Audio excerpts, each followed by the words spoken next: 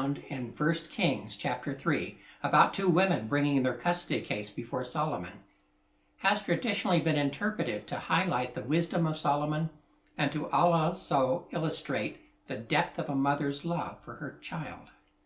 Neither of those conclusions is wrong, but our understanding of the story might be. A real lawyer, an expert in Jewish law, Baruch Cohen, has shared his understanding of what was happening based upon the ancient writings known as the Midrash. What unfolds before us, he says, is a courtroom drama in which the real truth was uncovered by Solomon. First, although many translations have called these two women prostitutes, the Hebrew word can apply to anyone who provides goods and services, and in fact was often used to refer to innkeepers. The fact that these two women had come to the king argues against calling them harlots, since that was a crime. It's more likely that they still ran the business that had once belonged to their two husbands. Since these two women continued to also share the same house, it is also likely that they were related to each other. Both had become pregnant around the same time, and both had since lost their husbands. 2 children were born. 1 died. Each woman now claimed that the living child was really hers. The case is first presented by the woman who claims that the child in her arms is really her child. The other woman responds by saying, "No, the living one is mine. The dead one is yours." And the first woman says, "No, the dead one is yours. The living one is mine." Then King Solomon ponders what he has heard and restates the fact of this case as, "This one says, my son is alive and your son is dead, while that one says, no, your son is dead and mine is alive." Could it be that King Solomon had heard a subtle difference in the way that each woman had argued their case? The second woman had argued, "The living one is my son," while the first one was quick to say, "No, the dead one is yours." The second woman spoke first of life. The other woman spoke first of death.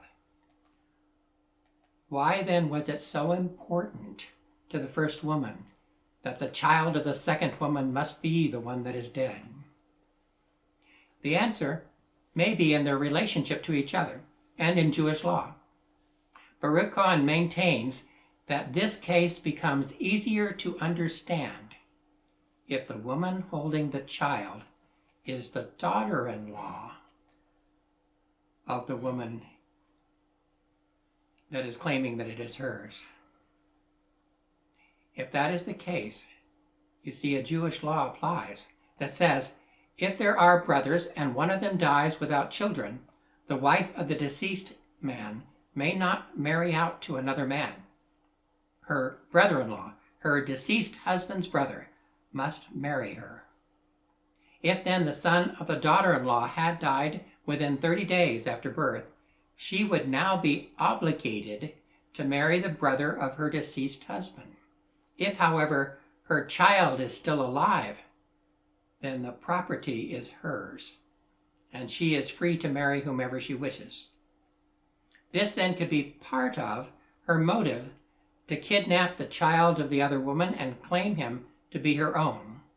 But King Solomon needed more proof of her intentions. "Bring me a sword," he said. And then he gave what seems to us now an horrendous order. Cut the living child in two and give half to one and half to the other.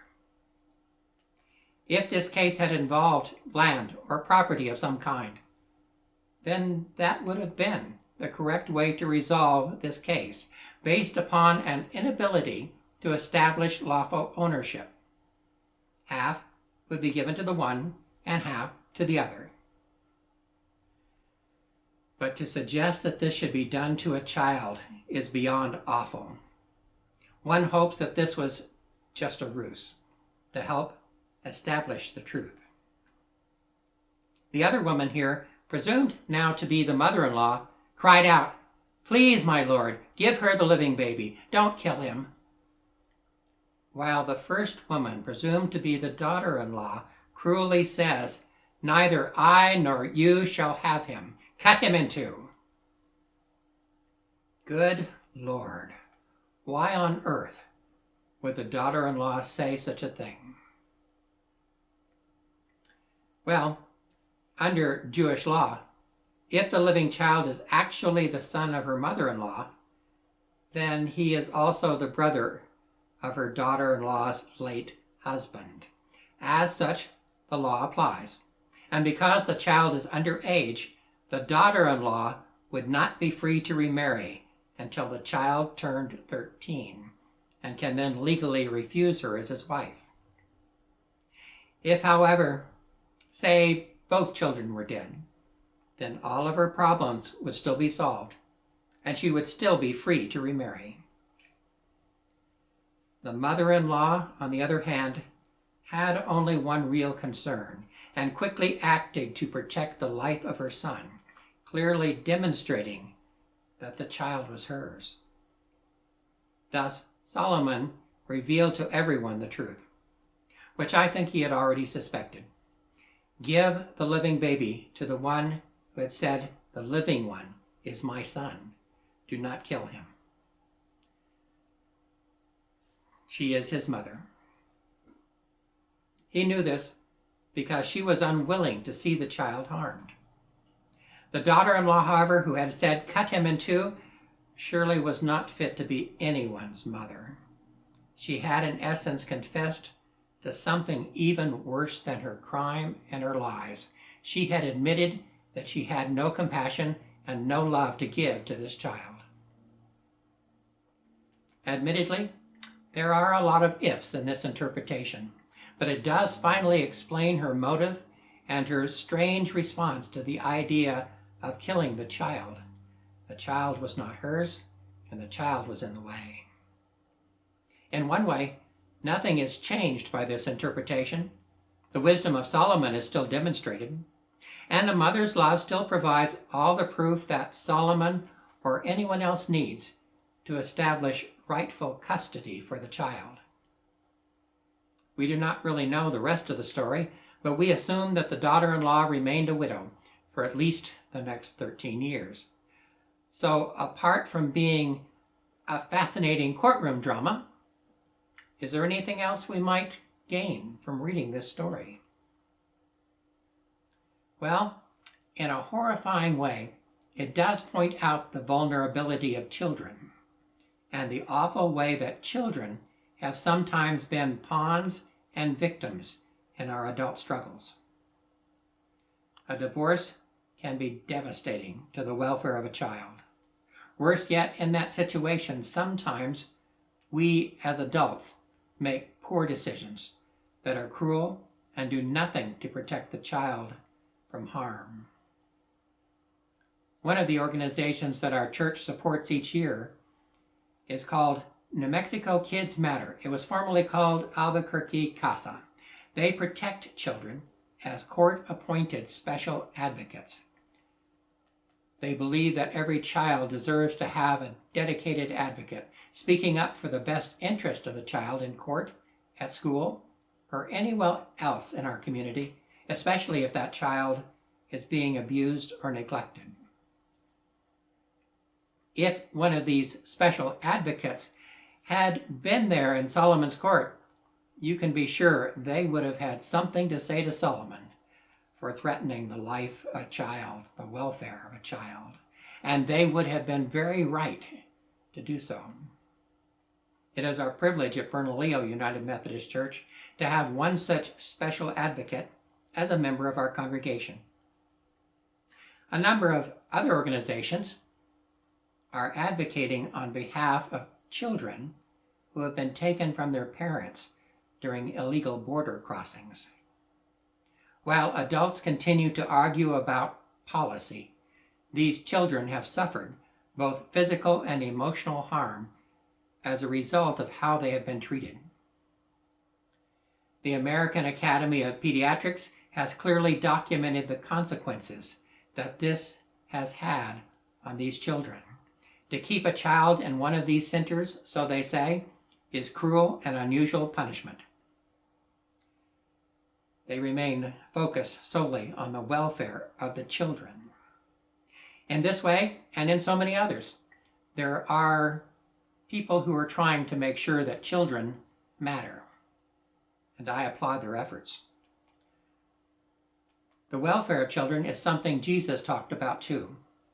On one occasion, Jesus picked up a child and put him on his lap, and then told his disciples, "Whoever humbles himself as this little child is, the greatest in the kingdom of heaven. Whoever receives one little child like this in my name receives me. But whoever causes one of these little ones who believe in me to sin, it would be better for him if a millstone were hung around his neck and he were drowned in the depth of the sea. Take heed," Jesus said, "that you do not despise one of these little ones. For I say to you that in heaven their angels always see the face of my Father who is in heaven." I think that perhaps the true wisdom of Solomon amounted to just this. In spite of his overt behavior, Solomon truly believed that the welfare of this child mattered, and that this child belonged in the loving arms of someone who truly cared for him. As individuals and as a nation, we should all believe that too. And all of us should be doing everything that we can to make sure that none of our adult struggles ever brings harm to any child. They are all our children, and nothing should ever change our resolve to protect them. Should we ever be able to elevate this concern for the welfare of children to the attention that it truly deserves, then we will finally understand at last the heart of Jesus, and we will gain the wisdom of Solomon. Be safe, and God bless you.